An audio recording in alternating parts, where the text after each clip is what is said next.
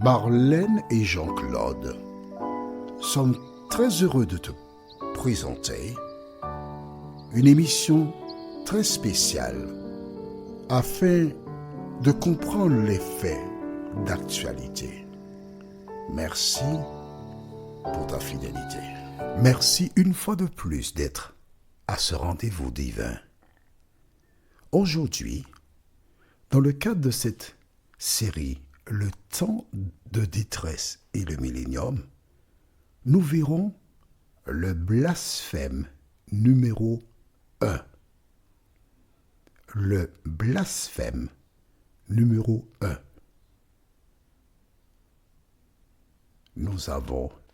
Elle se trouve dans le livre de Apocalypse,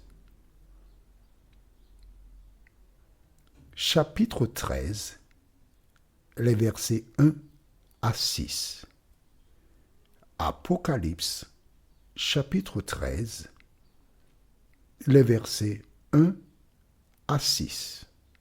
Le blasphème numéro 1. Avant d'aborder ce thème, prions. Éternel notre Dieu, notre Père, nous tournons nos regards vers toi encore, car tu désires nous parler, nous interpeller, nous avertir et nous protéger. Alors que nous nous apprêtons à lire la parole, Saint-Esprit, viens nous instruire toi-même. Viens préparer nos cœurs et nos âmes, notre être, afin que nous soyons équipés pour affronter les épreuves, le temps de détresse, nous t'en prions. Au nom de Jésus et pour ta gloire éternelle. Amen. Rappelle-toi, nous avons vu que les saints seront persécutés par une puissance dans le domaine religieux. Pourquoi ces gens seront-ils persécutés? Parce qu'ils gardent les commandements de Dieu et qu'ils ont la foi de Jésus. Est-ce que c'est clair pour toi? Très bien. Aujourd'hui, nous allons directement au livre d'Apocalypse. Alors, il y a deux livres prophétiques dans la Bible. C'est le livre de Daniel et Apocalypse. Beaucoup de personnes ont peur du livre d'Apocalypse. Mais en fait, nous ne verrons que ce qui est à ta portée dans un premier temps. D'accord? Mais il n'y a aucune raison d'avoir peur. Parce qu'en fait, la Bible a été écrite pour notre instruction, à nous qui sommes parvenus à la fin des temps. Lisons dans Apocalypse chapitre 13, versets 1 à 6, le blasphème. Puis je vis monter de la mer. Alors, quand la Bible te parle de la mer, les eaux, ça veut dire des peuples, la terre. Une bête qui avait 7 têtes et 10 cornes, et sur ces cornes 10 diadèmes, et sur ces têtes des noms de blasphème, ou des noms blasphématoires. C'est une bête, hein? Blasphématoire, donc il blasphème. Nous allons voir amplement ce qu'est le blasphème dans notre étude prochainement, dans justement le blasphème numéro 2. Nous continuons verset 2. La bête que je vis ressemblait à un léopard. Ses pattes étaient comme celles d'un ours, et sa gueule comme une gueule de lion. Le dragon lui donna sa puissance, son trône et une grande autorité. Qui est le dragon? C'est le diable. Tu vas écrire dans ton cahier cette référence. En fait, je te donne deux références.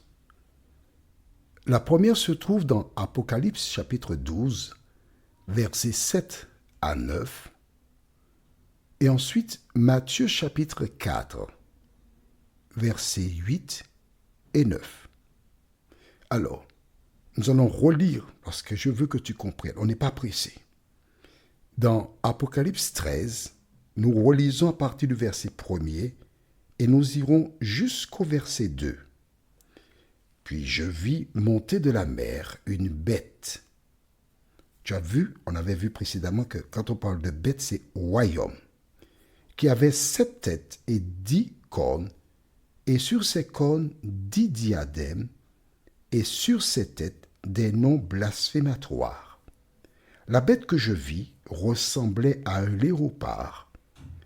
Ses pattes étaient comme celles d'un ours et sa gueule comme une gueule de lion. Le dragon lui donna sa puissance, son trône et une grande autorité. Le dragon. Qui est le dragon? Garde cette page, on reste là. On va juste à côté, dans Apocalypse 12, versets 7 à 9. Tu as marqué la référence dans le cahier? Voici pourquoi il faut avoir le cahier. C'est pour prendre des notes. Apocalypse 12, versets 7 à 9 déclare: Il y eut alors une bataille dans le ciel. Michel et ses anges combattirent contre le dragon. Le dragon et ses anges combattirent aussi, mais ils ne furent pas les plus forts, et il n'y eut plus de place pour eux dans le ciel. Qui est le dragon? Qui a combattu Michel et ses anges? Le dragon, c'est Satan. D'accord? Donc c'est Satan qui a donné son trône à la bête. La bête, ou cette puissance qui est unique au monde, qui a persécuté les chrétiens et qui le fera encore, œuvre pour le diable. Continuons verset 3. L'une de ses têtes était comme blessée à mort, mais sa blessure mortelle fut guérie. Remplie d'admiration, la terre entière suivit alors la bête. On adora le dragon. Donc tu as vu, le dragon c'est qui? Le diable. Donc je change, je dis, on adora Satan, ou le diable, parce qu'il avait donné l'autorité à la bête. On adorait aussi la bête en disant qui est semblable à la bête et qui peut combattre contre elle. Verset 5. Il lui fut donné une bouche qui proférait des paroles arrogantes et des blasphèmes. Et elle reçut le pouvoir de faire la guerre pendant 42 mois.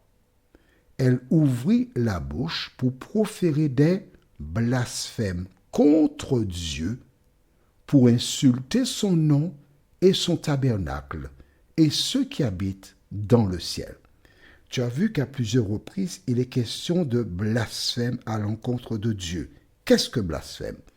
C'est ce que nous verrons lors de notre prochaine étude. Néanmoins, nous revenons au verset 4. On adora le dragon, ou encore le diable, parce qu'il avait donné l'autorité à la bête ou au royaume, unique au monde. On adora aussi la bête, donc le royaume, en disant qui est semblable à la bête. Qui est la bête? Nous n'aborderons jamais cette question avec toi. En privé, des personnes qui veulent étudier vraiment la Bible, on peut entamer cela. Il y a des personnes qui sont spécialisées là-dessus.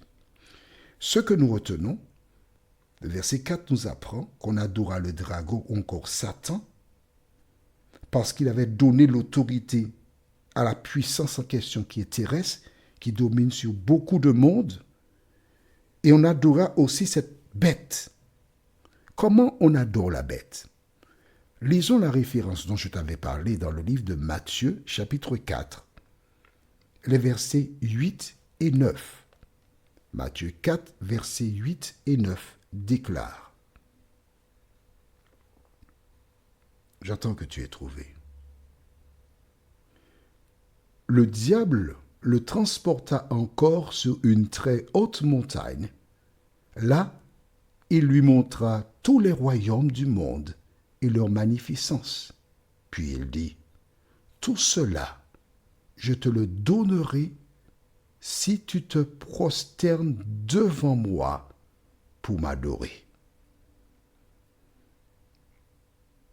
Tu as compris? Lorsque Jésus vint sur terre, il passa 40 jours à jeûner et prier dans le désert. Satan vint le tenter. Sa première tentation fut l'inviter à transformer des pierres en pain. Pourquoi? Parce que 40 jours qu'il est là, il a faim. Mais Jésus a dit, il est écrit. Une deuxième tentation. Puis la troisième, si tu te prosternes et m'adores. Le diable aime être adoré. Parce qu'il veut prendre la place de Dieu. Il a voulu déjà prendre le trône de Dieu au ciel. C'est pourquoi il y a eu guerre au ciel. Et étant sur terre, il invite les hommes à l'adorer. Et quand tu adores le représentant officiel du diable qui est sur terre, qui règne sur beaucoup de nations, qui est un royaume différent de tous les royaumes, quand tu te prosternes devant cette puissance, tu te prosternes en fait devant le diable. Prions. Notre Seigneur et notre Dieu, nous continuons à découvrir la situation de ce monde. Nous continuons de voir comment l'ennemi est à l'œuvre pour détourner des femmes et des hommes de la vérité. Alors Seigneur, nous te demandons de nous visiter une fois de plus, de nous aider à être des lecteurs assidus de la parole, car c'est seulement lorsque nous la lisons que nous pouvons la comprendre et éviter les pièges de l'ennemi. Merci Seigneur de te tenir à côté de nous encore.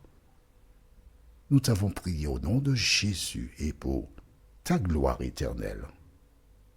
Amen. Que l'Éternel continue de te faire grandir en lui et il me tarde de te retrouver. Nous sommes parvenus au terme de notre réflexion.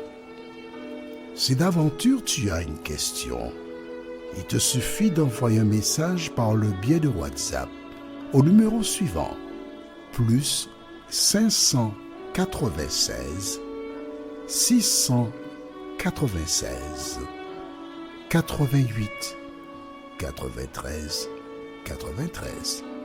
Et alors Jean-Claude, moi, je me ferai un réel plaisir de répondre à ta question.